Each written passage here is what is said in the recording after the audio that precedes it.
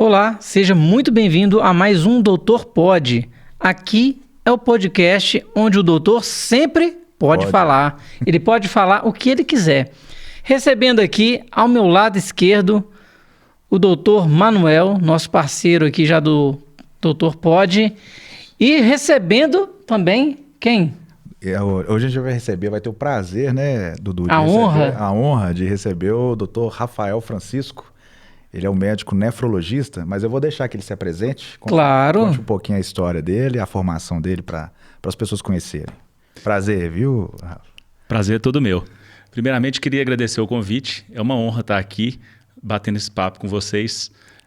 Meu nome é Rafael, eu sou médico, tive minha formação de clínica médica, depois nefrologia, né? Trabalho com diálise, consultório, hospital, enfim, basicamente isso. O Rafa, ele foi mais sucinto, mas a gente foi colega a gente formou junto na UFMG, depois o Rafa fez residência de clínica, depois ele fez residência em nefrologia e é um dos caras aí bem bacana. Assim. A gíria no setor é nefro, né? Isso. Nefro. O cara faz otorrino, otorrino só, né? Essas são as palavras que o pessoal vai diminuindo, Esse é o famoso nefro. Mas, doutor, o que o nefrologista faz a princípio, para o pessoal que é mais leigo aí, que não é da área médica? Olha, basicamente, o nefrologista ele vai cuidar das doenças relacionadas ao rim, né? Desde cálculo renal, ou mesmo a doença renal crônica associada a diabetes, pressão alta, a redução do funcionamento do rim, até transplante renal, né? O médico que vai cuidar do paciente, né? Antes e depois do transplante, que vai ajustar medicações, enfim. De maneira geral, é isso que o nefrologista vai fazer. Claro que tem alguns pormenores, mas... Sim, e o doutor que atua nessa área, no seu caso, né? Você trabalha mais clinicamente ou faz também essas cirurgias? Não, a cirurgia... Basicamente, quem vai fazer as cirurgias relacionadas ao rim é o urologista. É o urologista. O nefro, vamos dizer assim, em linhas gerais, é o clínico do rim. Né? Assim, é um especialista naquele, né? Naquele isso. Por exemplo, um cálculo renal. Se o paciente desenvolve um cálculo renal e necessita uma cirurgia, alguma coisa do tipo, o urologista é que vai fazer a cirurgia e em seguida ele vai encaminhar para a gente para ver o porquê daquele paciente estar formando cálculo. Né? Assim, um excesso de cálcio na urina, uma falta de um citrato, enfim. E quando a gente fala esse cálcio, né, essa calcificação, essa é a famosa pedra nos rins, né? Isso. Estou falando para a forma mais leiga, né? Que tem muita gente que assiste o nosso podcast aqui e não é um especialista da área, né? Isso. Então, cálculo renal, pedra nos rins, mesma coisa. Mesma coisa. O Chiquinho, vou chamar ele amigavelmente Chiquinho, porque foi apelido de faculdade. Aí o senhor pode pôr o apelido que o senhor quiser também, o doutor Manuel, tá? Aqui a gente Manu, Mané, o que quiser. Ô Chiquinho, a gente fez uma pequena pesquisa sobre as dúvidas da população em geral, né? E aí, tomando o gancho que o Dudu tá falando sobre cálculo renal, explica pra gente um pouquinho como é que se forma o cálculo renal no rim, se tem alguma coisa que as pessoas que tá vendo o podcast pode fazer para prevenir a formação do cálculo e se tem algum tratamento direcionado para isso, uma vez que o cálculo já está formado. Fala um pouquinho para a gente. Ótima pergunta. Assim, basicamente, o cálculo renal ele vai se desenvolver por uma série de fatores, né? Desde um excesso de cálcio na urina, ou então uma urina muito concentrada, né? Aquele paciente que ingere pouco líquido, doenças hereditárias, você tem famílias inteiras que formam cálculo, estilo de vida sedentário. O sedentarismo, ele pode... Aumenta a incidência de cálculo? Sem dúvida. Olha sem só. dúvida. Aí, Dudu. Né? Assim, Tá uma vendo? dieta... Corre aí, Dudu. Vamos correr. Hoje eu joguei bola com meu filho. Ótimo. Fiz uma boa caminhada aqui em volta. Então você tá, pelo menos esse ponto aí, você tá bem. Doutor, assim, agora vamos aproveitar aqui. Doutor, eu tô achando aqui no vídeo que entre eu e o doutor Manuel, ele tá mais forte que eu, não tá? Estranho, hein, doutor? Tem mais Você cuida, hein, doutor? Tem mais chance de formar cálculo, não tem? Aí tá. Eu acho que ele tá tomando uns negocinhos aí também, tá ficando fortão. Água, arroz e feijão. Sim. Tem que tomar bastante água, porque... Tem que hidratar bem. Mas é que ele toma água ardente. Às vezes ele não tá entendendo a água que tem água ardente. Mas aí, voltando, ô Chiquinho, e aí, cara, quando você forma o cálculo, o que as pessoas podem fazer como prevenção? E uma vez formado, como é que é o tratamento?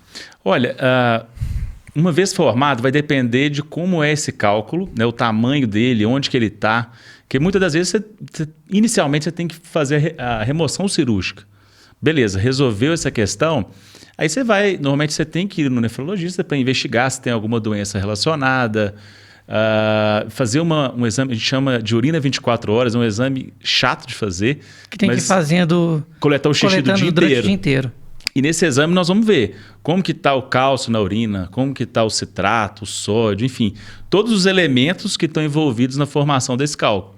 E a partir daí a gente vai tratar, né? Mas assim, de maneira geral, qualquer que seja a causa do cálculo que a gente encontre nessa investigação, beber muita água, né? Assim, deixar de ser sedentário, reduzir o sal dos alimentos, você vai estar ajudando bastante o organismo. Qualquer que seja a causa. Né? O sal, ele retém água, né? Líquidos no corpo, né? Porém, ele age de forma contrária, né? Quando a pessoa tem essa tendência até o cálculo, né? Sódio, no caso do cálculo, o sódio é uma molécula agregadora. Ela vai agregar qualquer cálculo.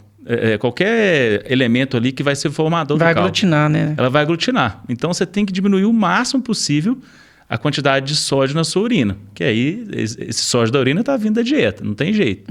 Né? Então, tentar buscar... E existem alguns nutrientes ou comidas que a pessoa come que ela propicia essa retenção maior ainda do sal? Assim, é uma coisa que sempre a gente tem que tomar cuidado, que eu sempre falo. Alimento condimentado, acho que é o mais perigoso. Porque você não percebe que está muito salgado. Engana, né? Engana. Você compra uma latinha ali de qualquer coisa assim, que é um condimento que usa o sódio mesmo para não perder, né? E aí não é a mesma coisa do que aquele sal que você joga na salada um pouquinho, você percebe se você errou a mão no sal. Se exagerou. Porque tem algumas receitas que o sal, a pessoa coloca açúcar, né? Ela coloca o sal para acentuar mais o sabor do doce. Exatamente. E então, a pessoa está achando, tô comendo doce. Não, mas você está comendo um doce com sódio. Porque o sal, quando você percebe que está muito sal, você não vai comer muito, né? Porque não é muito agradável, né? Do ponto de vista paladar ali. Mas o mais perigoso que eu acho é isso. Esses temperos prontos, né? Assim, que a gente usa para jogar no macarrão. Os enlatados e industrializados de uma forma geral, né, Chiquinho? Tem que tomar cuidado com isso. São os piores. São os piores. E aquele aparelhinho que o pessoal faz, eu não sei se é mais o urologista ou se é o nefro que você pode participar também. Aquela onda de choque de ultrassom. O LECO. Litotripsia extracorpórea. Então, explica pra gente como é que funciona. É quando o cálculo está acima de quantos... Hoje em dia se usa menos aquilo ali, sabe? Hoje se faz mais, por exemplo, quando você tem um cálculo que está impactado no canalzinho da urina, né? Que leva a urina do rim até a bexiga, que é o ureter. Quando está impactado no ureter, em geral, dependendo do tamanho, você pode esperar um tempo para ver se aquele cálculo vai sair, ou tem cálculos, por exemplo, acima de 10 milímetros, que o paciente está com muita dor e não está resolvendo e tal. Aí você vai ter que fazer o procedimento cirúrgico, que normalmente chama de UTL, né? Que é ureterolitotripsia. Que o urologista ele vai com uma sonda e aí ele quebra. Bem desconfortável, né? Porque a via onde entra essa sonda, você já imagina, né? Terrível, né? Mas assim, sob anestesia, você não vai ter dor, você vai estar sedado, né? Enfim, não é tão traumático. Claro, o procedimento depois você vai ter dor. O incômodo vai ocorrer. Mas o procedimento em si é mais tranquilo. O urologista vai com uma sonda e quebra esse cálculo, deixa chama de cateter de duplo J lá dentro, porque às vezes fica um pouquinho de cálculo ali e esse restante acaba terminando de sair. Então, assim, hoje em dia é mais a UTL que faz, dependendo do cálculo, tem cálculos enormes que você tem que fazer uma cirurgia aberta. Mas isso é raro. Até brinquei quando o Dr. Manuel falou comigo que o senhor viria. Eu falei assim, tem gente que não tem cálculo, né? Já tem uma brita, uma pedra mesmo, né? Um amigo meu... Um amigo seu. Não, mas ele trabalhou comigo, ele tinha dores assim, eles falam que a dor do cálculo parece um parto, né? É uma dor absurda. E ele fez o procedimento que não aguentou de dor, chegou a quase que desmaiar, de muita dor. Foi lá, fizeram a cirurgia. Passou 2 anos, de novo teve que fazer. Ele levou até o vidrinho com... Cheio de pedrinha. Cheio de pedrinha, assim, escura. E não adianta, né? Parece Se você que não até é uma corrige a tendência causa... dele. Você tem o componente familiar, mas se você não corrige a causa, vai formar sempre. Não bebe assim, água, né? Não bebe água, aí continua sedentário, continua ingerindo sódio, aquele cálcio urinário que está alto, continua alto, porque existe medicação para diminuir cálcio, existe medicação para suprir uma falta de citrato, que é uma substância que protege de formar cálculo. Se o paciente não está tratando, ele vai continuar formando. Né? E eu fiquei sabendo que ele já está de novo na terceira vez para fazer cirurgia, porque o dele é assim, ó. E isso, assim, além de ser algo super desconfortável, né? Eu conheço paciente no primeiro dia de férias, ele teve uma crise de dor. Imagina, aí tem que... país, assim, que às vezes não é fácil a questão de saúde. Então, além dessa questão, vai machucando o rim, né? Assim, não faz bem. E sobre a questão do rim, ele teve esse problema. O rim se regenera? Normalmente com o cálculo, como é assim, se forma o cálculo, vai ter a dor e já vai tratar, em geral, sim.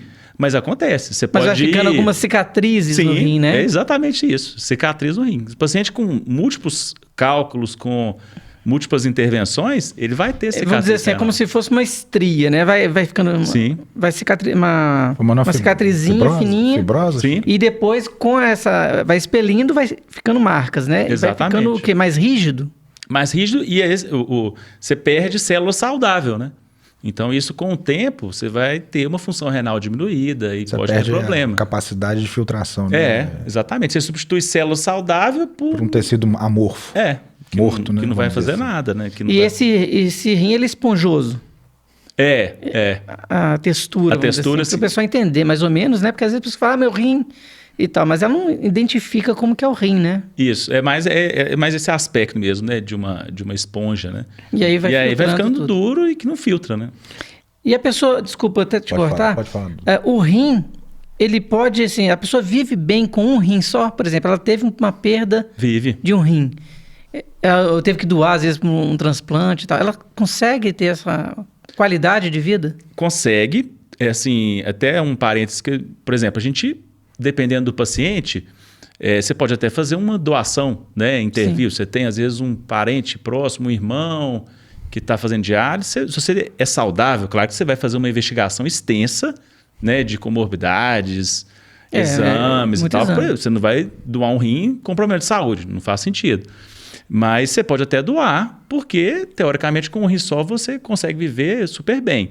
Mas, claro, tem que ter um cuidado maior, né? Assim, visitas frequentes ao médico, dosar a ureia, creatinina, que são exames que a gente avalia a função renal, medir pressão sempre, ter um estilo de vida saudável, porque, querendo ou não, você tem, vamos dizer assim, uma reserva menor que... Né, vai ter que ter um controle após mais restrito. O transplante, vai ter que ter um cuidado, um acompanhamento. Porque ficou com um rim só, né? Mas não só do transplante, muito comum a gente... Às vezes o paciente vai fazer um ultrassom na empresa e aí descobre que ele tem um rim só. Nasceu com um rim atrofiado e beleza, ele tem vida normal. E às vezes nem percebeu, já está com 40, 50 anos. Foi um ultrassom que às vezes o médico da empresa pediu. Ou então ele estava com uma dor em algum lugar e fez, nem foi por esse motivo, e acaba descobrindo que ele tem um rim só. E não vai interferir. E falando nessa questão da dor, quais são os primeiros indícios, assim, fora a urina, assim, os indícios mesmo que a pessoa fala assim, opa, meu rim está começando a falhar? Boa pergunta, porque normalmente... a questão do cálculo é fácil, porque ele vai ter uma dor excruciante na maioria das vezes, ali, né? E ele vai procurar, e é uma dor normalmente típica. Agora, quando o rim começa a funcionar um pouco menos, esse é o problema, ele não dá muito sinal, o sintoma, o paciente não percebe. É mais crítico ainda, né? Aí já puxando até a pergunta do Dudu, Chiquinho, que a gente vai entrar no que a gente chama daquela condição que, uma das perguntas, inclusive, que eu até comentei com você, que foi mais procuradas na internet, é a famosa insuficiência renal, né? Que é quando o rim começa a ficar disfuncionante e começa a perder a sua função de fato. Explica pra gente como é que o que é a insuficiência renal e quais são as principais causas que você vê no dia a dia, inclusive no seu consultório, nos lugares que você trabalha. Olha, quando você fala em insuficiência renal, até é um termo que a gente está tentando mudar, que quando você fala em insuficiência, não funciona. Não, o rim funciona. Mas ele só funciona um pouco menos. Que a insuficiência é que ele parou de funcionar. Mas as pessoas confundem mesmo. Acho que você falar em doença renal crônica seria o mais adequado. Que é aquele paciente onde o rim está funcionando um pouco menos e tudo por, principalmente, pressão alta e diabetes. Essas são as principais causas. Quase que eu não mexo com isso. Né? Pressão alta. O cardiologista que pressão alta é todo dia, né? Todo dia. Então, assim, é o principal. Mas a pressão alta também interfere nos rins? Totalmente. Então, o coração e rins estão ligados? Super ligados, né? Eu até coloquei isso no Instagram, né? Eu vi lá. Quais são as semelhanças entre coração e rim? A primeira delas é vamos dizer assim, essa aliança que os dois órgãos têm. Né? Se um prejudica, o outro também vai estar prejudicado. E via de regra, né, Chiquinho? As medicações que a gente usa para tratar um, trata o outro também, né? Tem várias medicações que tratam a insuficiência, vamos dizer assim, cardíaca, a insuficiência renal, que são muito parelhos, né? Sim. Então, assim, pelo que você está me dizendo, a pressão alta e o diabetes são as duas maiores causas. Sem dúvida. O cálculo ficaria em qual lugar, assim? Terceiro, quarto, menos, ou fica mais para frente? Mais para frente? Porque é raro você ter, normalmente, com lesão renal, você precisaria de obstruir os dois rins. Então, seria uma coisa mais violenta para poder provocar uma disfunção, né? Acontece tudo, mas aí depois você teria também glomerulopatias, né? Que são doenças que acometem o rim, muitas das vezes associadas a algumas doenças como lúpus, artrite reumatoide, outras doenças autoimunes que podem acometer o rim, né? E aí causar uma doença renal. E tem a doença renal, a lesão renal aguda. Porque a gente está falando do paciente que tem pressão alta, diabetes de muito tempo, que o rim para de funcionar. De longa data, ele vai arrastando. Mas tem aquela agressão aguda, né? Que aí você tem várias situações. Paciente interno no CTI por alguma infecção grave, uso de anti-inflamatório, que é extremamente comum. Né? Isso é muito triste. Muita gente assim, perde o rim porque usa anti-inflamatório. Que loucura, né? Porque o anti-inflamatório lesa, né, diretamente o rim. É hepático, Antibiótico, né? Tem determinado tipo de antibiótico que causa lesão renal aguda. E essa lesão que o senhor está falando, são essas cicatrizes que nós falamos agora há pouco, que vai dando ou... E vai acumulando, né? E vai machucando, né? Vai machucando o rim. Pode ser que, às vezes, alguma lesão aguda é tão intensa que o rim não volta. Né? Não volta a funcionar. Com anti-inflamatório. Exatamente. Anti-inflamatório é muito comum. E criança, por exemplo, usa muito. Assim, criança acho que tem até mais recorrência, né? Usa um pouco mais. Assim, e não só renal, né? Você pode levar a úlcera já peguei paciente na UPA, Chiquinho, que o cara tinha uma artrose, usou anti-inflamatório meses. Meses a fio. Você dosou a desecreatinina dele, falei, nossa. Aí você vê... Nefro urgente, a primeira coisa que eu tenho que fazer, infelizmente, é cortar um anti-inflamatório e pegar um analgésico um pouco mais adequado, que não tem agressão renal. E aí, já pegando até esse gancho, Chiquinho, o paciente que já tem disfunção renal ou doença renal crônica, a gente tem uma preocupação muito grande, porque muitas medicações, Dudu, elas passam pelo rim, são filtradas. E o paciente que já tem um prejuízo no órgão, essa filtração ela já não é tão eficaz. Aí o remédio diminui a eficácia também. Não só diminui a eficácia, mas a filtração dele fica prejudicada. Então a gente tem que acabar corrigindo a dose. Você não pode dar a mesma dose de um medicamento X para um paciente que tem um rim bom, a mesma dose para um cara que tem um rim ruim, porque ele não vai conseguir filtrar. Então, eu queria saber de você, Chiquinho, na sua opinião, quais são os medicamentos que você tem mais no consultório, que você nos pacientes que já têm insuficiência renal, que você mais se preocupa em ajustar a dose? Se é o antibiótico, o antihipertensivo, eventualmente a insulina? Como é que funciona o seu dia a dia ali no ajuste dos remédios que o paciente que já tem problema de rim toma? Olha, a primeira coisa que eu mais me preocupo é o anti-inflamatório.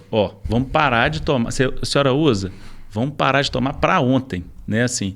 Segunda coisa, antibiótico, né? Assim, vai usar qualquer antibiótico, me manda antes, que a gente tem que ajustar a dose da banho-uria, né? Uma classe que é super importante, anticonvulsivante, né? Paciente que tem epilepsia e tudo, tem alguns anticonvulsivantes que você tem que ajustar, senão o medicamento ele vai acumular, o paciente vai ficar sonolento, e aí você vai ter uma complicação, né, da medicação porque não ajustou. E aí várias coisas, insulina, antihipertensivo, tem antihipertensivo que dependendo da função renal do paciente, se estiver assim muito reduzida, você às vezes não pode usar, ou às vezes você tem que usar uma dose baixa, né? A própria insulina, à medida que essa doença renal vai se avançando, pode ser que você tenha que reduzir dose da insulina. Tem medicamento para diabetes que, dependendo da função renal, não pode usar, né? Um exemplo prático, a metformina, que é um medicamento que a gente usa muito, que é barato, tem uma boa eficácia e tudo, mas se o rim está funcionando menos, não pode, é perigoso. Então tem muita coisa que você tem que ajustar. E falando desses medicamentos, doutor, existe algum medicamento, vamos dizer assim, caseiro, que ajuda, assim, um chá, sei lá o que facilita, alguma enzima, alguma coisa assim, ou não? Olha, isso é uma pergunta... É lógico que cada caso tem que ser avaliado, né? Depende. Por exemplo, a questão... É muito difícil você ter uma comprovação científica para você indicar para o paciente. Entendo. Igual, por exemplo, cálculo renal. Tem inúmeros chás, chá de quebra-pedra. Quebra-pedra, vários. Eu nem sei qual que chá que é esse, mas já ouvi falar. Você toma esse? Não tomo. Chá quebra-pedra, caninho de macaco. Nossa, tem vários. Você já escutou a receita total já, né? Chiquinho já ouviu todas as receitas no mundo para chá. Pergunta assim, pode usar? É difícil, né? Você ter uma resposta pronta. Às vezes funciona para a pessoa até por uma questão de fé, né? De fé. Ela está tomando aquilo ali... Porque a dor nos rins, ela geralmente fica localizada onde no corpo? Olha, assim, você normalmente, o rim para causar dor, você vai ter algumas situações. Por exemplo, o cálculo que está impactado vai ser normalmente uma dor lombar, né? Na parte posterior da coluna. E aquela dor incólica, com náusea associada, essa é mais fácil. Uhum. Agora, outras situações para dar dor, por exemplo, às vezes uma infecção de urina que começou na bexiga e subiu para o rim, aí pode dar uma dor parecida. A pessoa pode confundir, então, essa dor nos rins. Eu estou com uma dor na coluna. A maioria das vezes é na coluna. Ela acha que e é o rim que está sendo prejudicado. Pode ser, mas não é, o mais comum da dor lombar o paciente normalmente associa ao rim, que é próximo e tal, mas a maioria das vezes é a coluna. Né, assim. Não, claro. Esse é o problema. Esse é o problema. Eu estou tentando, assim, fazer aquele papel da pessoa que está em casa. Claro. Não, mas será que eu tenho que procurar um médico? Porque o nosso foco aqui é que a pessoa procure o médico. O grande problema, Eduardo, é isso. Porque ele não dá dor. Se ele desse dor e falasse, não estou funcionando, vai no nefrologista, era fácil. Uhum. O problema é esse. Que não, em geral, ele não vai dar dor. E se o paciente não estiver fazendo um controle regular, ele não vai saber. A gente já teve aqui neurocirurgião, ortopedista. O nosso podcast está ficando top. E quando a gente fala em dor lombar, Chiquinho, todos eles são unânimes em falar que a maioria das causas de dor lombar são osteomusculares. Né? Então, assim, a hérnia de disco, que eu achava que era uma das principais causas, ela perde inclusive para isso, para a dor osteomuscular. E aí você está falando agora da pedra nos rins, que todo mundo fala, doutor, será que é rins? A maioria estatística, né, a prevalência de dor lombar por causa de pedra é menor do que a de músculo esquelética, não é isso? Sem dúvida. Porque, pelo que eu entendi, essa dor nos rins, ela vai crescendo e ela não se vai. Como a dor lombar, ele toma um analgésico e melhorou. E a lombar é mais posicional. A gente fala, postura, né? Má postura. Se eu deitar de tal jeito, dói mais. De tal jeito, dói menos. A dor rim não tem conversa, o cara vai tomando anti-inflamatório por causa da dor músculo esquelética, acaba que vai no rim mesmo. Aí depois assim, uma superdosagem. Exatamente. Ô Chiquinho, vamos entrar aqui num outro campo aqui da infecção urinária. A gente sabe que tem comportamentos que favorecem a incidência de infecção urinária, a higienização local, eu não sei se tem alguma medicação que favorece mais ou menos, e tem mulheres, principalmente mulheres, né? A gente vê isso mais, pelo menos na prática clínica que eu vejo, assim, é mais em mulheres, aquelas infecções recorrentes. Uhum. Explica pra gente o que é infecção urinária, de uma forma geral, o que é infecção urinária recorrente e quais são os exames que a pessoa pode fazer para poder ajudar no diagnóstico aí nessa doença. Olha, a infecção urinária, né, basicamente o que você fala? Infecção urinária. Você tem bactéria na urina com sintoma associado, né? Às vezes o paciente confunde, você tem bactéria na urina sem sintoma. Não, você tem que ter os dois. Porque a bactéria é terrível, tem gente que né? faz exame com a bactéria ela lá, multiplica demais, vai trazer alguma complicação. É aquele nomezinho feio, bacteriúria assintomática. Ou seja, você tem a bactéria na urina, mas se você não tiver sintoma, não faz sentido, né, Chiquinho? Você tem que ter as duas coisas. Junto. Certo. E aí, você tem... a mulher ela vai ter mais infecção por uma questão anatômica mesmo, né? A uretra da mulher, o percurso da bactéria para chegar na menor, bexiga, né? É menor e mais largo. Aberto, é muito mais fácil. O homem, normalmente, ele não vai ter infecção de urina, ou se tiver, muito raramente. É pouco, né? Porque é um percurso longo e estreito. Então, a mulher vai ter mais. Eu acredito, assim, que as mulheres, praticamente uma vez por ano, quase tem. Exatamente. 3 por ano, aí você já... Que é o que a gente considera abre como os olhos, assim. Infecção de repetição e tal. E aí você vai ter 2 situações, né? Você vai ter a mulher na vida sexual ativa, e aí... é totalmente relacionado à relação, não tem jeito. É a hora que a bactéria vai chegar mais fácil, né, perto da bexiga e vai dar infecção. Isso pelo contato da bactéria da flora vaginal da mulher, quanto da flora, vamos dizer, peniana do homem. Assim, mas as pessoas até confundem se tem a ver. Mas eu tive infecção, então é culpa do meu marido. Não, é questão mecânica. É a hora que a bactéria vai chegar mais perto. E ela encontrou o campo fértil para proliferar. E você tem a situação... Tem mulher que bota a culpa no marido, Chiquinho? Demais. Não tem nada a ver, assim, né? Não tem nada a ver. Claro, você tem as vaginoses. Só cortando. Por isso que o doutor Manuel... Nós descobrimos. Tá? Olha o Dudu. Pode continuar. Mas você tem, né? Claro, tem algumas que são não infecção, aí passando para as infecções vaginais, que tem algumas que são. Claro. Tricomonias, isso é transmissível. Aí já é DST, né? Aí sim, foi passado pelo marido, né? Mas... pelo parceiro, Abra os olhos. Eu sou casado, o doutor Manuel ainda não é casado. É praticamente casado, né? Mas e a outra situação da infecção de urina de repetição é a senhora, na menopausa, que vai perder aquela flora vaginal que era protetora, né? Porque aí vai diminuir estrógeno, progesterona, e aí aquela falta da flora vaginal vai causar mais infecção, né? E aí normalmente a gente vai tratar de maneira diferente, né? Essa senhora, em geral, você tem algumas estratégias. Por exemplo, você pode, dependendo da senhora, porque ela não pode ter também uma história de câncer de mama, de útero, enfim, para usar. Mas a gente usa pomada de estrógeno para devolver essa atrofia vaginal e ela ter menos infecção, né?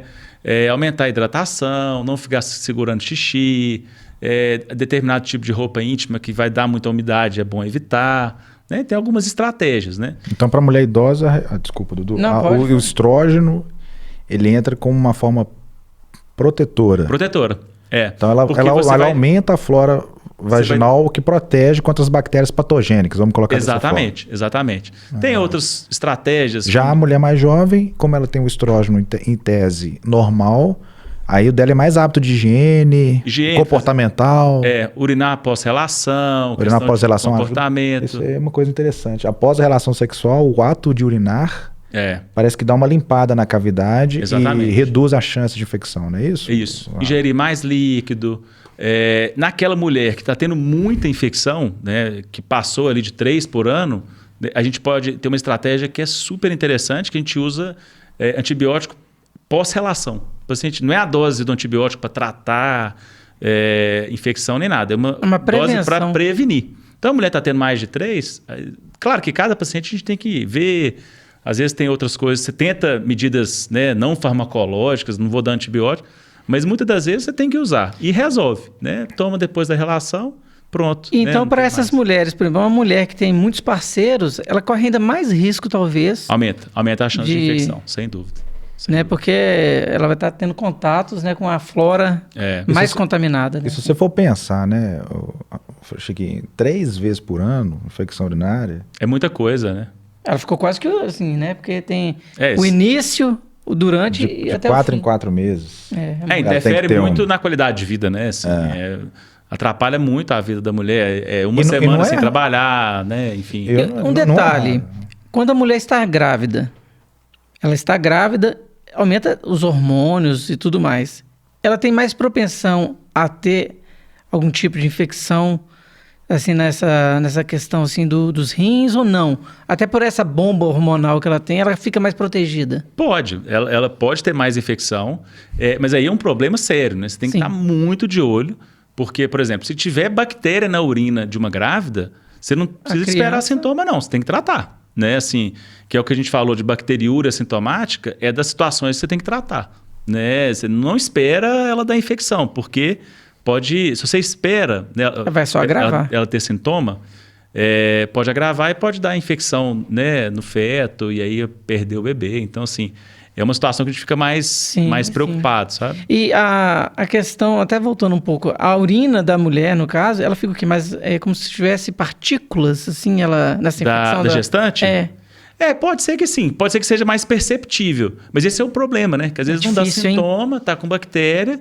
Então, no caso, o nefro ele tem que estar o tempo todo estudando, né? Porque vai passando o tempo, vai surgindo novos medicamentos, tratamentos. Sempre. E o rim, ele é um órgão que, querendo ou não, ele filtra o sangue nosso o tempo inteiro. O tempo inteiro ele está filtrando. Então, muitas doenças, elas começam a se manifestar no rim. Né? Assim, às vezes tem lúpus... É passagem por ele, né? Às vezes o anticorpo, está circulando um monte de anticorpo ali do lúpus, um lúpus que nem foi diagnosticado. O rim dá a primeira manifestação. Exatamente. E, Chiquinho, queria falar com você de duas estruturas do corpo humano que estão diretamente relacionadas com o rim e que não necessariamente seja uma área sua direta, mas eu acho que é importante para as pessoas entenderem a visão do nefrologista, tá? É com relação à bexiga e à próstata. São estruturas que a gente tem muita ligação com o rim, tá?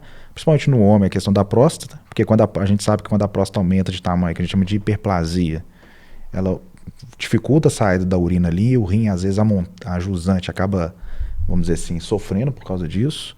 E outra coisa é a bexiga, né? Que querendo ou não é a passagem ali, né? Quer dizer, o rim filtra e a urina armazena na bexiga e depois sai do corpo.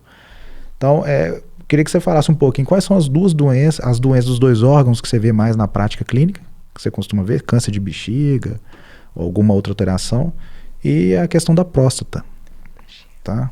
Olha, da próstata, o que a gente vê mais é hiperplasia, né? Claro que a neoplasia de próstata também acontece, mas o mais comum é hiperplasia, que normalmente é o urologista que vai ter mais... É mais do ramo, vamos dizer assim, mais da atuação contato. Mas, claro, uma vez que ou seja o câncer, ou seja uma hiperplasia prostática, que é uma lesão benigna, mas que às vezes pode ter um comportamento que vai fazer mal para o rim, porque você tem os dois rins, o ureter ligado a cada rim, bexiga e a uretra saindo ali da bexiga. Se a próstata cresce muito, ela aperta, né, a uretra e a urina não sai. Né? E aí essa urina volta e começa a atrapalhar o funcionamento renal. Né? Então você tem, que a gente falou de lesão renal aguda por uma obstrução da próstata. Né? Assim, a urina não sai, fica... Tá travada. Tá travada e o rim não consegue filtrar e aí tem paciente que às vezes tem que fazer diálise. Deve ser alucinante, né? Também, Se ficar uma obstrução por muitos dias, claro que normalmente o paciente vai ter muita dor, né? Que ele tem vontade de fazer xixi e não consegue, ele vai procurar uma urgência antes, mas às vezes acontece. E essa questão da próstata, o câncer nos rins, por exemplo, a pessoa tem um câncer nos rins, geralmente ele...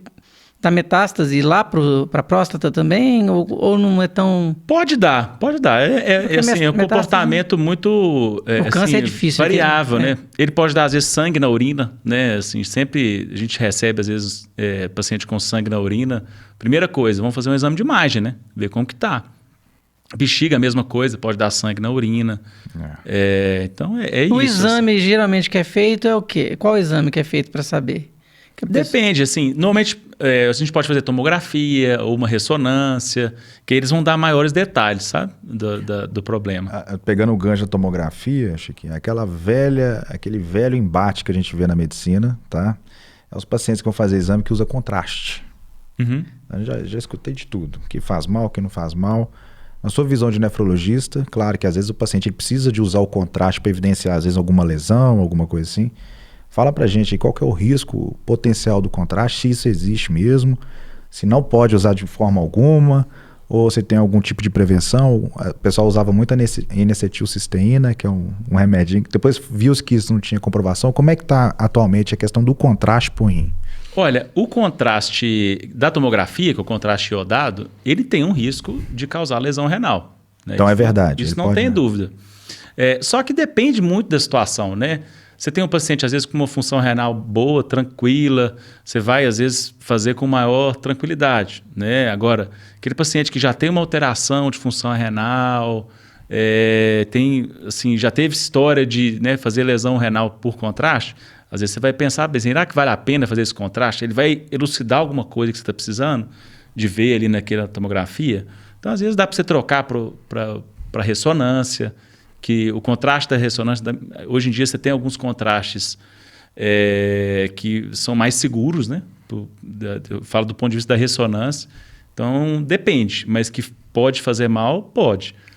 Medidas para diminuir essa chance aí de causar lesão no rim, hidratar antes e depois, usar alguns tipos, né, que, por exemplo, no contraste isoosmolar, que tem uma osmolaridade um pouco mais segura, você pede para o radiologista, né, o radiologista fala, esse paciente tem risco de fazer lesão renal, você podia usar um contraste que tem menos risco de ter problema. Então, dá para fazer muita coisa, sabe? Isso na cardio é uma guerra, porque o paciente é hipertenso diabético. Se ele é hipertenso diabético, ele tem problema renal, muitas vezes. E às vezes ele tem problema cardíaco.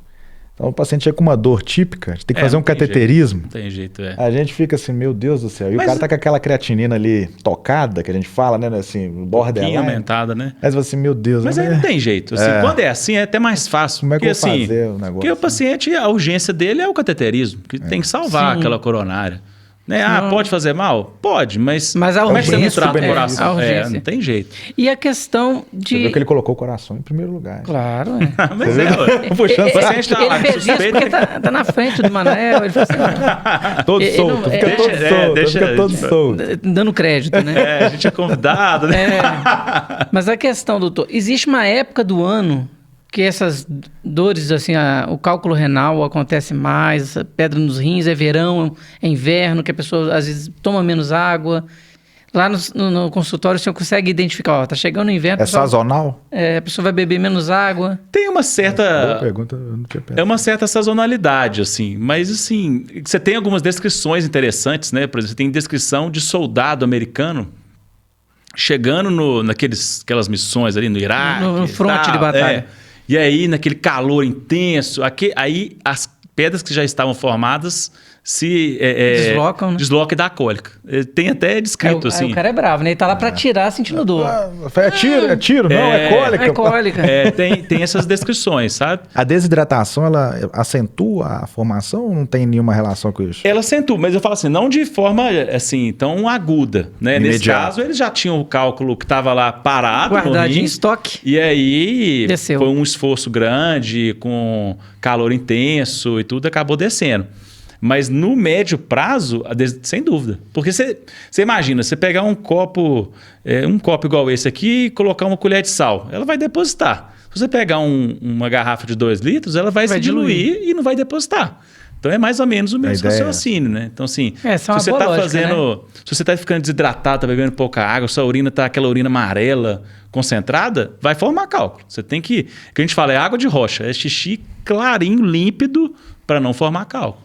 E eu escuto de algumas pessoas que tomam cerveja demais, falam assim, eu tô me hidratando, tá tomando cerveja ali, ó, tá enchendo a cara. Eu, por exemplo, não bebo cerveja, então nem sei. Mas eu fico vendo o pessoal tomando ali 4, 5 litros durante um dia de cerveja. Nossa. Ajuda ou não ajuda? Isso é uma questão interessante. Tudo bem, você tomou 4, 5 litros de água. Tem que beber líquido, né? Não falou qual. Mas o álcool, ele é associado, né? Formação de cálculo. Você não vai tomar cerveja sozinha. A pessoa vai estar com tira-gosto. Tira-gosto cheio, né? Normalmente com sal, carboidrato junto, né? Normalmente o paciente está com um estilo de vida ali que ele bebe, não faz exercício. Não, e pior de tudo, que às vezes o cara que bebe muito, ele ainda fuma, né? Então assim, uma soma de fatores contra. A única coisa a favor é a ingestão de líquido, mas o restante não. Porque eles falam assim, eu tô indo no banheiro toda hora, né? Tô bebendo cerveja. Meu rim tá funcionando com a beleza. Tô indo toda hora no banheiro. Mas aí tem as outras questões, né? Sim, e nesse caso aí, por exemplo, que nem eu falei agora do cigarro. O cigarro também, logicamente, ele afeta pulmão, etc. E os rins? A toxicidade, né, do cigarro também chega nos rins da pessoa? Sem dúvida, sem dúvida. Claro, você não tem assim aquele estudo que mostra uma correlação totalmente direta, né? E tal, mas você tem lesão de artéria associada ao tabagismo em todas as artérias, né? Seja na artéria do Manuel lá, né? Na coronária.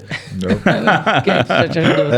Mas seja no... Né, que o tabagismo... Eu pensei assim, ele fez um exame no Manuel e deu uma indireta. Não tá legal não, né? Mas seja, né? Assim, você fala assim, tabagismo aumenta a chance de infarto, porque a artéria tá doente. A artéria renal também tá, né? Todas estão. Né? Aumenta a chance de AVC, porque a artéria carótida vai estar, enfim, a cerebral, né, vai estar com doença, a renal também vai estar. A gente recebeu sem dúvida. O último convidado que foi ortopedista, né? Ele falou assim, Manuel até fala melhor, mas é impressionante como que o uso do cigarro e a falta de praga mesmo. E a falta de exercício físico, que ele até falou isso com a gente, que a falta de exercício físico também prejudica a questão do osso. Demais. Porque não há o fortalecimento muscular. Você vê que isso é global, né, Chiquinho? Pra tudo. Então, assim, poxa, se você parar de fumar e fazer exercício, meu amigo, você vai estar fazendo bem pro seu corpo inteiro. Tem paciente que chega no consultório jovem, com cálculo renal, eu falo assim, olha, isso que você está fazendo, reduzir sal, fazer exercício... diminuir doce, comer comida saudável, comida de verdade, você não está fazendo só para o cálculo, você está fazendo para sua vida. Sua vida, você vai diminuir a chance de você ficar hipertenso no futuro, de você ter menos infarto, menos AVC. A ajuda é global. Tudo. Né? Impressionante assim, como que isso é... Você vê, vários especialistas falando a mesma coisa. Quer dizer, isso não é papo chato só do cardiologista. Porque às vezes toda hora o cardiologista fala para parar de fumar e fazer isso. Gente, se você for no nefro, ele vai falar isso, no ortopedista vai falar isso. Ele fala assim, é máfia, né? É máfia, pô. É máfia.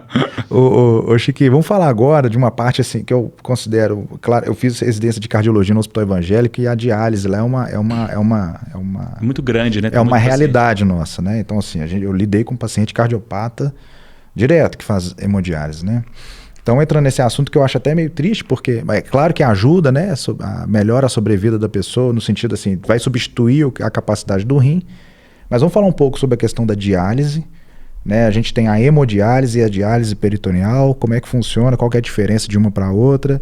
E uma vez que a pessoa entra na hemodiálise, como é que é feito o tratamento, como é que funciona isso aí? Dá uma visão geral dessa parte aí pra gente. Olha, boa pergunta. Quando seu rim não está funcionando a ponto de ele sozinho filtrar tudo que você precisa, você tem 3 opções, basicamente. Primeiro, transplante. Seria a melhor opção, né? Existe algumas situações que o paciente, você está vendo que está quase entrando em diálise, você tem doador vivo, né? Algum parente para doar, você pode fazer, que é o que a gente chama de transplante pré-emptivo, que é antes de entrar em diálise. Mas não é a realidade na maioria dos pacientes, né? Não tem... Esse paciente nem chegou a fazer avaliação pré-transplante e tal. As outras 2 opções é a hemodiálise, que é onde você filtra o sangue do paciente, né? Seja por um catéter ou por uma fístula. Normalmente se faz essa hemodiálise 3 vezes por semana, 4 horas, numa clínica. Enfim, cada paciente vai se adaptar. Tem paciente que prefere, né, essa hemodiálise. E tem a diálise peritoneal, que a gente usa uma característica que o nosso peritônio tem, que é uma membrana. Peritônio, o que é o peritônio? É uma membrana que a gente tem no abdômen que envolve todos os nossos órgãos. E ela tem uma capacidade muito interessante de ser um filtro. É um filtro grande que a gente tem. Como o filtro da hemodiálise, a gente tem um filtro próprio, que é o filtro do peritônio, que é... Aí o que a gente faz? A gente implanta um catéter pequeno, nem dá para ver, assim, em geral o paciente usa como se fosse uma pochetezinha por baixo da roupa para guardar esse catéter, e aí infunde um líquido quando o paciente está dormindo normalmente, e esse líquido vai puxar a sujeira do organismo enquanto o paciente está dormindo e fazer a diálise peritoneal. É a barriga que faz a diálise, vamos dizer. A gente usa a capacidade de filtro do peritônio, que é um filtro natural, e faz. Não tem assim, o paciente não vai mexer com sangue nem nada. É super fácil de treinar. O que o paciente precisa, o paciente e acompanhante precisa saber é treinar a higiene, né? De lavar antes e depois, o cuidado. Mas tem a mesma eficácia da hemodiálise e um perfil melhor. Porque você imagina, a hemodiálise ela vai fazer o papel do rim 3 vezes por semana, 4 horas. É pouco tempo, né, para conseguir fazer. Enquanto a peritoneal é todos os dias. Às vezes dá para a gente dar uma folga um dia ou outro e tal, mas durante aí 8, 9 horas, uma coisa assim mais perto do fisiológico ali. Do dia a dia da pessoa. Né? No final das contas, você tem alguns problemas. A peritoneal, se você não cuidar, pode dar infecção. Mas no final as duas filtram, né, da mesma maneira, vão fazer, né, o papel delas, mas tem essas 3 opções. E a né? preferência da população em geral que você tem visto na sua experiência é pela hemodiálise ou pela diálise peritoneal? Manuel, boa pergunta. O último censo brasileiro, ele fala de uma predominância absurda de hemodiálise. As pessoas ainda preferem hemodiálise. Não sei se prefere, não sei se é... mais, Talvez vamos dizer, a mais uma usada. recomendação. É né? porque em muitos lugares só tem ela também, sabe? Assim, Tem esse viés, né? tem esse viés. Eu trabalho com os dois, eu vejo que às vezes é por falta de orientação. De opção. Países, a gente tem quase no último censo, mais de 90% de paciente que está fazendo diálise faz hemodiálise. Enquanto você vê países que é o contrário. Você vê países onde 90% é peritoneal. E 10% é hemodiálise. Qual que vai ser a melhor? Você não tem estudo que fala assim, essa aqui o paciente vai viver mais, ou as duas são semelhantes do ponto de vista de mortalidade, essas coisas.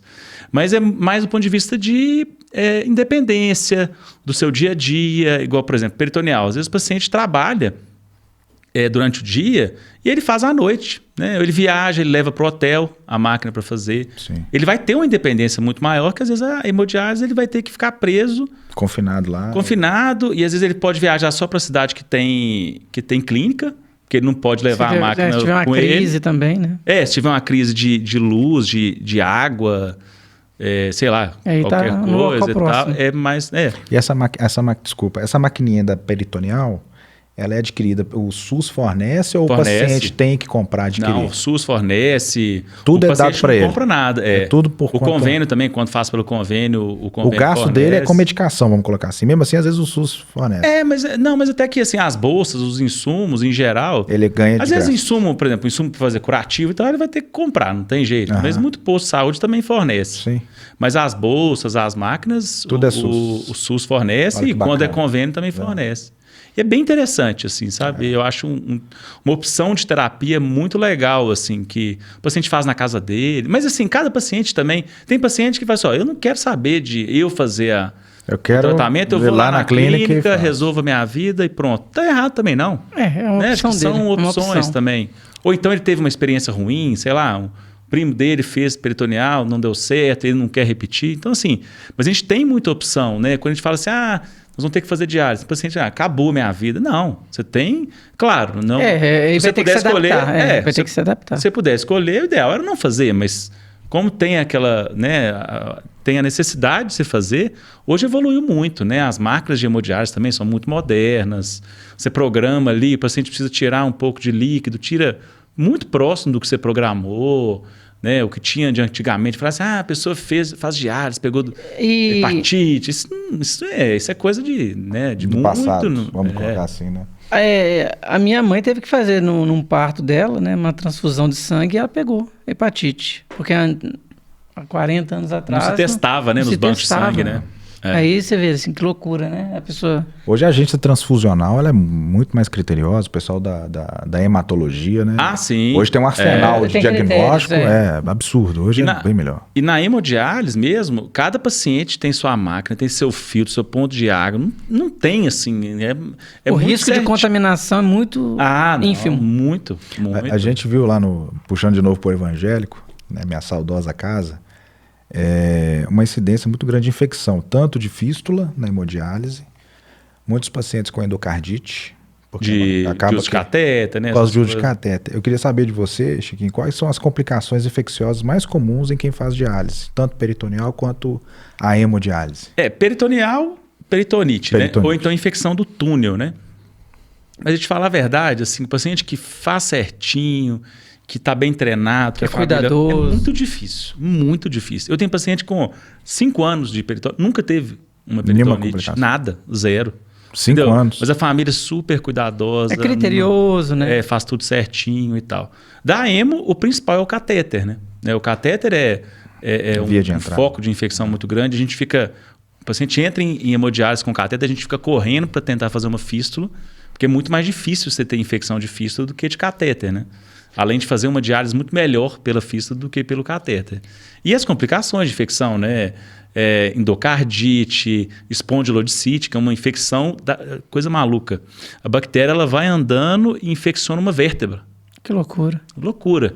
E aí você tem que usar semanas de antibiótico, meses de antibiótico. E aí? Então, assim, é uma complicação super grave. Às vezes dá... E o antibiótico vai lá no rins de novo, né? Vai. Ele passa lá. Né? Lesão grave, e aí pode dar lesão de coluna grave, né? Espondilodicite por infecção, né, metastática, que acontece. Né? Então... E explica para as pessoas o que é a fístula, como é que faz, o que significa fístula. A fístula, ela basicamente é uma cirurgia, a confecção da fístula, você vai fazer uma cirurgia onde você vai desviar um pouco do sangue da artéria, seja, né, qualquer radial, enfim. Você vai desviar uma parte daquele fluxo da artéria para uma veia. E aí essa veia, com o passar do tempo, depois da fístula, ela vai ficando maior, vai crescendo, a ponto de de você conseguir fazer diálise a partir dessa veia. Porque você não pode fazer diálise por uma artéria, que a pressão é muito alta. Aí na hora que você tirar a agulha... Vai espirrar sangue. É uma estratégia que o pessoal usa para acessar uma veia... Para diminuir a pressão. E ao mesmo tempo pegar o sangue da artéria, não é isso? Desvia o trajeto, vamos colocar assim. Você deixa uma veia um pouquinho mais madura, né, com uma pressão um pouco maior dentro dela, e essa pressão seja tal que o sangue consiga circular na máquina e fazer a diálise. Por isso que fica aquelas formações... Um pouquinho, que fica maior e com o tempo pode dar pseudoneurisma. Às vezes calcifica, né? Mas é por isso, se você funcionar uma veia assim, a gente vê, você vai tirar sangue no laboratório. Para aquele scalp pequenininho mesmo, já a veia muitas das vezes estoura. Sim. Você imagina para ficar 4 horas com uma agulha grande para circular o sangue. Mexe o braço. Não funciona. E uma outra questão, doutor. Existe, por exemplo, risco de infecção hospitalar quando a pessoa está fazendo hemodiálise, alguma coisa assim? Por que eu estou perguntando? É porque eu acredito em pessoas que estão até nos assistindo, que às vezes falam assim, poxa, morro de medo de infecção hospitalar. E aí estará num local hospitalar. Em geral, você tem clínica que é dentro do hospital e tal, mas em geral, o paciente ele vem de casa, faz o tratamento, volta para casa. Né? Assim, por exemplo, numa clínica, claro que as clínicas em geral elas têm equipe de vigilância, uma sanitização de maior, né? E tal, mas em geral são bactérias controláveis. Não são bactérias assim multiresistentes, isso aí não. Em geral, não. Entendi. Claro que tem situações, tem clínica que é dentro do hospital, que tem paciente que pode, às vezes, ter uma infecção, né? Mas a pessoa vai ter que fazer o tratamento, mas isso né? não, o habitual mesmo, clínica de diálise, infecção hospitalar, não, porque aquilo ali é germe de comunidade, se tiver alguma infecção, né? E a gente, pensando nesses tempos atuais de pandemia e tudo mais, assim, de Covid, o Covid chegou a afetar alguma coisa relacionada aos rins? Olha, assim, nos seus casos clínicos, né? Porque pulmão, coração, a gente sabe que ele atacou muito diretamente. A gente falou isso no podcast, Chiquinho, da questão da inflamação provocada pelo Covid. Uhum. Então, por exemplo... Chegou também nos rins, né? Na questão cardíaca, a gente vê muito miocardite e formação trombótica, que o Covid ele tem essa potencialização de formar trombo no corpo, justamente por causa da inflamação que ele causa. E aí o Dudu está te perguntando na questão dos rins, como é que funciona o Covid, se você viu isso na sua prática durante a pandemia ou se foi menos acentuado? Foi mais tranquilo. Olha, acontece, claro, você tem até a descrição de alguns pacientes também que tinham alguma doença que estava controlada, alguma glomerulopatia que estava controlada, teve Covid, exacerbou, né? Isso aí a gente viu muito. Tem muito também a questão do paciente com Covid que interna no CTI grave, entubado, que normalmente a pressão cai muito, aí o rim acaba sofrendo... De tabela direta e indiretamente, né? Mas sim, sem dúvida, você teve um aumento aí de doença renal e muitas das vezes sem uma recuperação adequada. Isso eu estou pensando aqui agora porque eu imagino, né? Às vezes a pessoa fala assim, poxa, eu tive Covid, eu fiquei sabendo de pessoas que teve problema de cabelo, de coração, falei, será que chegou também até nos rins? Sem dúvida. Esse Covid é terrível. Foi nítido, né? O aumento de doença renal, né, devido ao Covid. Porque tem assim, né, esse pré-Covid ali, que a pessoa pegou recentemente, né, nem pré, né, já é o Covid. E o pós-Covid, que são as reações após, né, e com relação a medicamentos que as pessoas tomaram, que tiveram esse Covid, ou até essas gripes, chikungunya da vida, chegou a afetar essa parte também dos rins, será? E tem isso. Que aí, às vezes, é difícil você saber, que você vê o final, né? Sim. Será que foi só o Covid, mas também tem muito uso de anti-inflamatório, antibiótico. A soma, né, dos medicamentos. A soma de tudo, né? Da doença. E o Covid também, outra coisa interessante, a hidratação do paciente com Covid é difícil, né? O paciente às vezes transpira, está fazendo febre alta e tal, transpira muito e não bebe água. E não dá vontade de comer, dá muita náusea. Prostrado, né? E isso afeta o rim, né? A desidratação faz mal para o rim. Né? E, então, assim, o corpo humano, a pessoa, ela sobrevive 3 dias, né? Assim, beber água, né? Ou 5 dias, não sei. Eu acho que tem um limite, né? Isso é. Você fala dessas pessoas que fazem... isso é interessante, né? O jejum você consegue, né? Sim. Ficar mais tempo. Mas sem beber água, não consegue, não. A alimentação consegue mais dias, né? Eu acho que até 7 dias, água, assim, pessoas extremos. Ficam perdidas, né? No deserto. Fica até mais. Não, teve gente que ficou em escombros de terremoto, né? A pessoa ficou 7 dias sem comer. Agora a água realmente... Agora a água é mais difícil. Mesmo. Ô, Chiquinho, vamos falando um pouco da sua realidade no seu consultório. Quais são as principais doenças, quais são as principais queixas que as pessoas te procuram no seu dia a dia?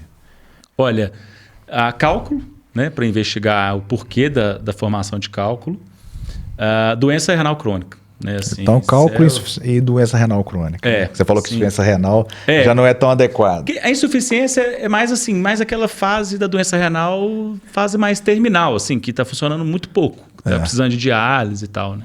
Mas mesmo paciente em diálise, tem paciente em diálise que tem um funcionamento menor do rim. Mas tem. Mas a grande maioria doença renal crônica e cálculo. Outra coisa que eu lembro, Dudu, que eu tava, na época a gente roda na nefro, quando a gente faz residente clínica, a gente roda na nefro, faz estágio, né? E aí uma coisa que eu via muito, que eu ficava até meio assim, eu falei, nossa, cara, é um cenário às vezes até um pouco triste de ver, são aquelas deformações ósseas do esqueleto, porque a pessoa literalmente ela vai encurtando, né? Porque o rim está envolvido no metabolismo ósseo, cálcio, passa pela questão renal. Então, tem as doenças que chamam, não sei se o hiperparatireoidismo está envolvido nisso, mas as pessoas vão literalmente atrofiando. Tinha uma senhorinha que estava fazendo hemodiálise há vários anos, ela chegava na cadeirinha de roda, ela era praticamente toda tortinha. Explica pra gente o que causa isso, qual que é o nome da doença, né? E como é que faz, se isso acontece mesmo, se todo mundo que faz hemodiálise está fadado a acontecer isso, ou se não, isso é um caso ou outro. É muito comum, porque assim, o rim a gente acha que ele só vai filtrar o sangue e vai fazer a gente urinar. Mas ele tem efeitos endócrinos, várias, né? Assim, por exemplo, mulher que está em diálise, mulher em idade fértil e tudo, ela muitas das vezes para de menstruar, ou então menstruação toda irregular, porque ele tem a ver com hormônio sexual. Ele faz... por exemplo, a síntese da vitamina D, né? Ele tá inserido nisso aí. E aí a sua pergunta levanta a doença mineral óssea associada à doença renal. Muito comum, né? Você começa a ter um distúrbio da paratireoide, que é uma glândula que fica... São glândulas, né, que ficam mergulhadas aqui na região cervical, na topografia da tireoide. E aí você começa ou uma hiperfunção dessa glândula ou uma hipofunção. Quer dizer, a glândula vai funcionar ou de mais ou de menos, porque aquele eixo ali com o rim está desregulado.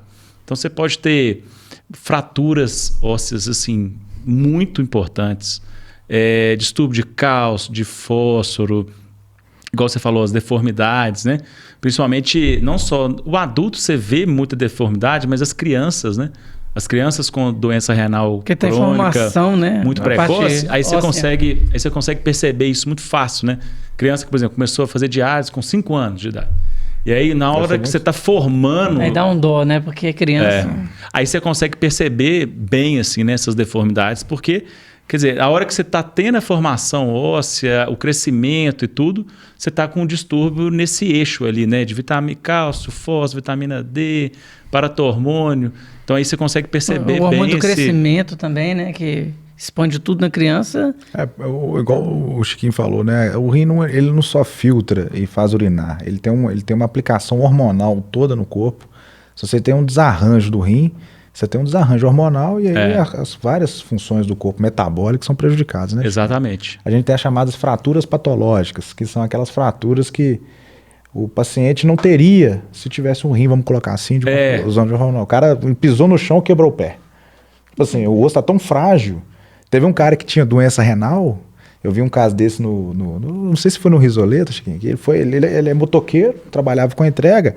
Na hora que ele foi apoiar o pé para estacionar a moto, ele teve uma fratura coxo-femoral gravíssima. E o cara, eu falei, poxa, o cara foi parar no pronto-socorro porque foi estacionar a moto. Aí o cara olhou pra ele e falou assim, você tá de sacanagem. A moto que caiu em cima. Mentira, né? Motoqueiro, todo motociclista, tem que falar motociclista, senão fica bravo. Motociclista, toda hora tem acidente, mas não, ele realmente, o cara foi estacionar e rompeu, fraturou o osso. Paciente... O cara já tinha doença renal. Na hora que levanta da cama, às vezes quebra. Às vezes o diagnóstico do rim, ele é dado num contexto de fratura patológica. Né? O cara nem sabe, né, Chiquinho? É muito comum. Nossa, cara, isso é muito complicado. Nossa, então assim, a gente vê que os rins afeta também como o sistema corporal todo, né? Total. Um detalhe, doutor, eu fico vendo as pessoas que ficam tomando muito aquelas creatinas, o pessoal que toma aquelas suplementos, né? Excelente questão. Esses suplementos, eles também afetam, alguns nutrientes lá, o excesso talvez de algum nutriente prejudica os rins? Olha, porque a pessoa geralmente ela não só suplementa, né? Há um excesso, às vezes, de determinados nutrientes. Essa é uma dúvida que surge muito no consultório e, assim, é difícil de você falar uma receita de bolo geral, sabe? Por exemplo, a creatina, ela tem benefício em atleta que vai fazer tipo de exercício, dependendo do tipo de exercício, de alto impacto, curta duração e tal. Você tem uma segurança dela para usar em paciente que tem função renal adequada. Agora, a dúvida que surge você não tem uma segurança para usar, por exemplo, no paciente que tem uma doença renal crônica avançada. Será que faz bem ou não? Eu não sei. Para recomendar isso no consultório, entendeu? Assim, mas o endócrino que vai ter que avaliar. Não, mas também. até não mesmo o endócrino, mas a literatura não te dá essa segurança toda de usar num paciente que tem doença renal. Pode ser que tenha uma segurança? Pode, que talvez mais estudos vão corroborar isso. Agora, por exemplo, o whey protein, essa suplementação excessiva... Eu estou perguntando isso mais porque tudo isso é muito geralmente industrializado, né? Não, isso aí tem uma indústria fortíssima. E aí a gente não sabe se realmente o que está no pacote ali está aquela quantidade de carboidratos e etc. O que eu sempre levanto assim é o seguinte, será que precisa? Né? Assim, por exemplo, a creatina, você tem uma segurança para atleta e tal, mas será que um indivíduo... vamos dizer assim, comum, que está lá só fazendo a academia dele. O cara chega na academia e tem que ter um shake, né? Será que ele precisa? Né? Assim, por exemplo, você vai fazer uma dieta com uma nutricionista, comer comida de verdade, você já vai ter um aporte proteico bom. Para que você vai suplementar? Né? Porque tem gente que exagera mesmo. Parece, porque eu estava até conversando com o Chiquinho antes de começar o podcast. A gente vê assim, a necessidade que a pessoa tem de usar suplementação. E ela não olha primeiro o planejamento alimentar dela e o nível de atividade, de exercício físico que ela faz. Então, chega um menino de 16, 17 anos que quer tomar creatina, o cara nem atingiu a maturação, não treina num nível avançado. Eu vejo isso como uma moda. E não come direito. Você pergunta assim, mas então tá errado, tem que suspender, vai fazer mal pro rim? Não sei. Mas pra que você vai... É interessante, eu fico vendo o pessoal assim, é o pré-treino, e já toma um... Aí tá lá na academia, tá tomando de novo. Quando termina, ele tem um outro shake, não sei do que. De uma forma geral, né, acho que a gente pode resumir isso na seguinte situação. Creatina é interessante, tem validação científica, mas é indicado para pessoas com exercício físico em nível de competição, né? Perfil atlético. Com o rim funcionando adequadamente e que precisa de um aumento de performance. Claro que isso supervisionado por um profissional médico, né? A gente não está condenando aqui a suplementação, não, de forma alguma, mas a gente tem que colocar ela na sua devida utilidade, né, Chiquinho? Não é sair... Agora, passar para todo mundo. A colega minha falou, meu filho tá... Não, um amigo 15, seu, né? Não, mas essa é de verdade. Bom. O filho dela tem 13 anos. Sim. Aí tá na academia, começando a fazer exercício. Ela falou, ele tá doido para tomar creatina. Eu falei, não mexe com isso não. Primeiro que ele não vai nem treinar. em nível de competição. Segundo, que ele está numa fase de crescimento, não tem, e ele com certeza não vai ter um ritmo, vamos dizer atlético. Assim. Não existe, né? Assim, banalizou, né? Tá banalizando. Dá o arroz com feijão para ele. Parece que o pessoal quer sair com aqueles pacotões.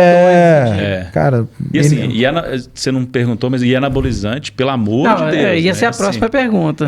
Que também é outra coisa. Essa é a próxima super banalizada. Agora, assim, um amigo meu que ele é personal trainer, ele tomou um anabolizante lá, que ele era muito magrelo, né? E personal trainer. Ele chegou assim, a gente tava numa reunião e falou, Eduardo, eu não tô aguentando, meu coração parece que vai estourar, eu tô todo... Nossa, que perigo. Eu falei assim, mas qual que você tomou? Um lá de cavalo, né? Eles falam assim, né? Uma dose... Eu falei, você é louco? Eu falei, Eduardo, eu vou ter que ir pro hospital. E ele saiu lá da reunião e foi pro hospital, o médico falou, cara, você não tem nem gordura corporal para absorver, musculatura. Você é louco, você vai ter um infarto aí qualquer hora. É outra coisa que banalizou demais, né? Assim, infelizmente. Não, os caras querem ficar... do ponto de vista cardíaco, puxando um pouco pro meu lado... A sardinha, né? O anabolizante ele tem duas, vamos dizer assim, tem várias ações, mas duas coisas que alteram muito. É a questão da concentração de lípidos no sangue, tá? Então há um desbalanço do colesterol nesse sentido, então é uma coisa que tem que ficar sempre preocupado. E a outra questão é com relação à alteração morfológica do músculo cardíaco. Então, não raro acontecer hipertrofia, algumas alterações que podem provocar, e também disfunção endotelial, pode provocar infarto, né? Então, assim, esses atletas de alta performance, eles precisam ser orientados e acompanhados por profissionais, né? É claro que a gente não faz essa recomendação de uso, mas precisa sempre monitorar tudo, né, por conta disso, desses efeitos colaterais, né? Específicos que o médico pode prescrever, né, algum tipo de hormônio, né, para... Existem alguns casos na literatura, por exemplo, indivíduo sarcopênico. Mas aí é uma situação... São situações específicas, né? Um bom endócrino, ou então o cara tem um hipogonadismo, às vezes o paciente tem um diagnóstico dado pelo endócrino de uma hipofunção da glândula sexual, eventualmente ele tem que fazer a reposição. Mas assim, né? ponto, verdade. Né? Mas do jeito que tá... o pessoal virou comércio de shopping popular, né? Exatamente. O cara vai... E é muito fácil. Teve um dia que eu fui... Ele procura um personal mesmo. Você tá grandão, hein? O que você tá tomando? Ele já fala assim, né? O que você tá tomando? O cara, toma aquilo. Receita de bolo. Uma vez eu fui comprar aquelas barrinhas de proteína, de lanche rápido, que às vezes a gente não tem tempo nem para comer. Então você tem um aporte calórico, você tem que fazer uma... Então eu comprava aquelas proteínas, whey protein de bar, de chocolate, até gostoso. Aí o camarada chegou para mim na loja e falou assim, doutor, não falou doutor, falou assim, Manuel, tudo bem?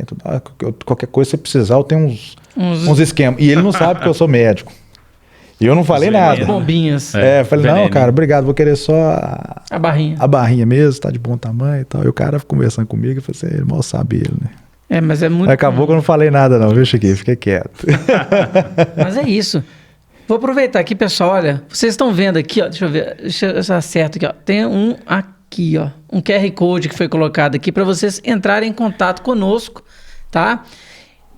Mandando perguntas, porque a gente quer receber aqui cada vez mais profissionais capacitados, preparados, e você pode entrar em contato conosco também, caso você queira ser um parceiro aqui do nosso podcast, o Doutor Pod, né? É isso. A gente está à procura aí de parceiros, empresas, clínicas, laboratórios que queiram participar. A gente vai colocar aqui na televisão a sua logomarca, a gente vai pronunciar, falar dessas empresas e, logicamente, após a contestação que aquela empresa é boa. Sim. A gente vai fazer... Passa por uma avaliação, né? A gente vai fazer um pente fino, lógico, né? A gente não vai fazer uma propaganda aqui, divulgar uma empresa que não tem uma qualidade para a gente entregar para o nosso público.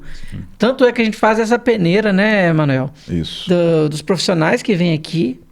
Pode ter certeza que o Chiquinho está aqui é porque foi muito bem... Recomendado, muito bem recomendado. Obrigado. Vocês estudaram juntos? Estudamos na Federal, ele foi meu veterano, né? Ele não passava cola não, né? Não cheguei. Ele foi meu veterano. Não, nunca ouvi falar que tem cola na Federal. Mas, vai que ter. Não. Isso aí só nas faculdades, na PUC. A gente brinca assim, né, gente?